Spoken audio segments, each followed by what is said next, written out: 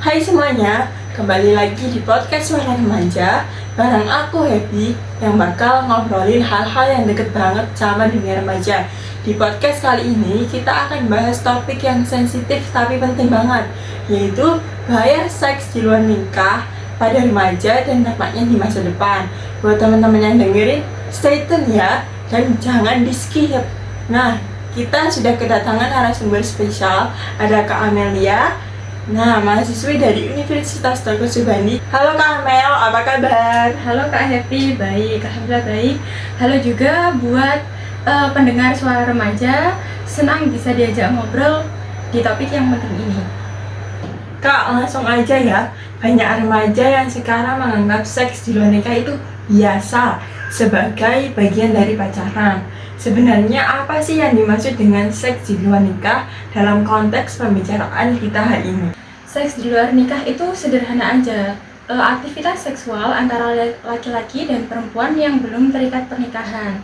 Nah, biasanya diawali dari pacaran, rasa penasaran, dan sayangnya sering tanpa pemahaman tentang resiko, tanpa komitmen, dan tanpa kesiapan mental maupun moral. Dalam konteks budaya kita di Indonesia, jelas ini melanggar norma agama, norma sosial, dan punya konsekuensi besar, baik untuk kesehatan maupun untuk masa depan. Kalau dilihat di lapangan, banyak remaja bilang, aku penasaran, teman-temanku juga udah ngelakuin kok, atau biar pacarku nggak marah dan nggak selingkuh. Menurut kakak, kenapa remaja mudah tergoda? Ada beberapa faktor risiko nih Kak, rasa penasaran dan hormon saat pubertas membuat remaja tertarik pada lawan jenis. Dan tanpa kontrol itu bisa berujung pada tindakan berisiko.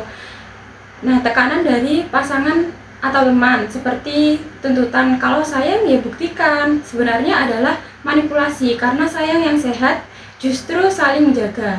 Pengaruh konten pornografi yang mudah diakses serta minimnya edukasi seks yang benar dari orang tua dan guru membuat remaja itu mencari tahu dari internet dan teman. Ditambah juga lemahnya kontrol diri dan iman. Misalnya sering berduaan di tempat sepi atau chatting mesra sampai larut malam membuat batas pergaulan kabur dan risiko perilaku seksual pranikah meningkat. Oke, sekarang masuk ke hal yang mungkin banyak belum disadari oleh remaja. Apa saja sih Kak bahaya seks di luar nikah bagi remaja dalam jangka pendek? Dampaknya banyak dan gak cuma soal hamil di luar nikah. Yang pertama ada kehamilan yang tidak diinginkan. Remaja secara fisik dan mental belum siap jadi orang tua. Nah, bisa berujung pada putus sekolah, konflik dengan orang tua, bahkan tekanan untuk menikah muda padahal belum siap. Ada yang memilih aborsi ilegal, yang itu sangat berbahaya dan bisa mengancam nyawa. Yang kedua ada penyakit menular seksual seperti gonore, sifilis, chlamydiasis, bahkan sampai HIV. Gejalanya bisa keputihan, nyeri saat buang air kecil, dan muncul luka di area genital. Banyak yang malu berobat dan akhirnya infeksi itu makin parah. Nah, yang ketiga ada kerusakan organ reproduksi. Infeksi berulang itu bisa merusak rahim dan saluran reproduksi. Dan di masa depan, berisiko sulit hamil meskipun sudah menikah secara sah. Yang keempat ada trauma dan penyesalan emosional.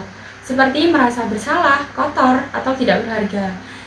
Dan sedih kalau tahu pasangannya ternyata hanya memanfaatkan dan bisa memicu stres karena kecemasan sampai depresi. Nah, resiko yang terakhir yaitu resiko kekerasan dan pemaksaan. Nah, tidak semua hubungan seksual itu benar-benar atas dasar persetujuan sehat. Ada yang dipaksa, diancam, atau dimanipulasi. Dan ini bisa menjadi bentuk kekerasan seksual. Seperti itu. Dari judul episode ini, kita juga mau bahas tentang dampaknya di masa depan. Kalau remaja melakukan seks di luar nikah, apa saja sih Kak yang mungkin mereka hadapi beberapa tahun ke depan? Dampaknya juga bisa ke bawah sampai dewasa nih Kak. Beberapa di antaranya ada masa depan pendidikan dan karir yang terganggu. Sebenarnya hamil di usia sekolah itu sering membuat remaja putus sekolah. Kesempatan kuliah, kerja bagus, dan mimpi besar jadi kandas. Kalau sudah punya anak, fokus dan tanggung jawabnya juga beda. Tidak sefleksibel remaja yang belum punya tanggungan. Nah, yang kedua ada beban ekonomi dan sosial Kak. Yang pertama yaitu menikah muda karena terpaksa. sering belum siap dari sisi finansial. Akhirnya muncul pertengkaran karena ekonomi, stres, dan tidak sedikit yang berujung perceraian. Stigma sosial dari lingkungan bisa terbawa lama, terutama di masyarakat. Yang ketiga, ada hubungan rumah tangga kurang sehat.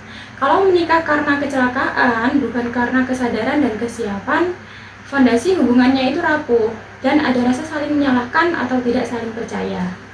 Yang keempat, ada gangguan kesehatan jangka panjang, seperti infeksi menular seksual yang tidak diobati bisa berujung kemandulan di masa depan. Ada risiko kanker leher rahim juga yang lebih tinggi pada perempuan yang berganti-ganti pasangan dan tidak menjaga kesehatan reproduksinya. Yang terakhir, ada luka batin dan citra diri yang negatif. Trauma masa lalu bisa bikin seseorang sulit percaya pada pasangan di masa depan. Mereka seringkali merasa tidak pantas mendapatkan pasangan yang baik, sehingga rela diperlakukan buruk. Seperti itu. Sekarang kita bahas yang solutif. Kalau ada remaja yang lagi pacaran, terus sering jalan bareng, tapi nggak mau terjerumus ke seks di luar nikah, apa aja sih yang bisa mereka lakukan? Ini bagian penting banget. Beberapa langkah yang bisa dilakukan nih Kak. Yang pertama, punya batasan sejak awal. Di awal pacaran, kita harus menyepakati batasan seperti tidak menginap bareng, tidak berduaan di tempat sepi, dan tidak melakukan sentuhan yang mencegah ke arah hubungan seksual. Kalau pasangan memaksa melampaui batas, itu tanda hubungan yang tidak sehat. Yang kedua, ada perkuat nilai agama dan iman, seperti rajin ibadah atau ikut komunitas yang positif. Ingat bahwa Tuhan selalu melihat, bahkan saat tidak ada orang lain yang bisa melihat. Yang ketiga, pilih lingkungan dan teman yang baik. Lingkungan sangat berpengaruh. Kalau teman-teman sering membanggakan pengalaman seks bebas, kita akan terpengaruh juga. Dan kita harus mencari circle yang saling mengingatkan untuk menjaga diri. Nah, batasi juga akses konten pornografi. Pornografi itu merusak cara berpikir tentang cinta dan hubungan. Usahakan kita menggunakan gadget dengan bijak, seperti setting filter kalau perlu, dan jangan ragu unfollow akun-akun yang memicu syahwat.